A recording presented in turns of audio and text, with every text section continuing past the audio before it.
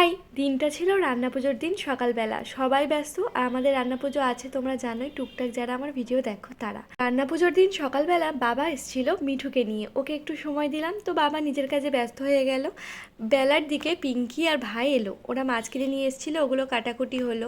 আর এই রান্না পুজোটা আমাদের গ্রামের বাড়িতেই হয়ে থাকে। দেখো সন্ধে 6টা তখনই রান্না বান্না শুরু করে দেওয়া হয়েছিল, আর এবারে আমাদের 12টার সময় রান্না শেষ হয়ে গেছিলো, মানে এই প্রথমবার এত তাড়াতাড়ি।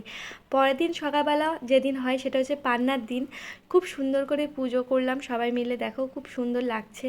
আর রান্না বলতে এখানে আমাদের আমিষ রান্না হয়, আবার অনেকের বাড়িতে নিরামিষ রান্না হয়। আমিষ রান্না বলতে প্রায় 19-20 রকমের রান্না।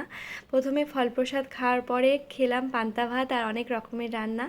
আর দুপুরের দিকে আমরা পুজো দিতে এসেছি, এটা প্রত্যেক বছরই এসে থাকি। দেখো আমাদের এখানে বাবা পঞ্চানন আরও কত ঠাকুর সুন্দর করে দেখালাম। আর বিকেলে তো মান্দাভাসান এসেছিলো, যেটা প্রত্যেক বছর এসে থাকে। ভিডিওটি কেমন লাগলো জানিও। Thank you.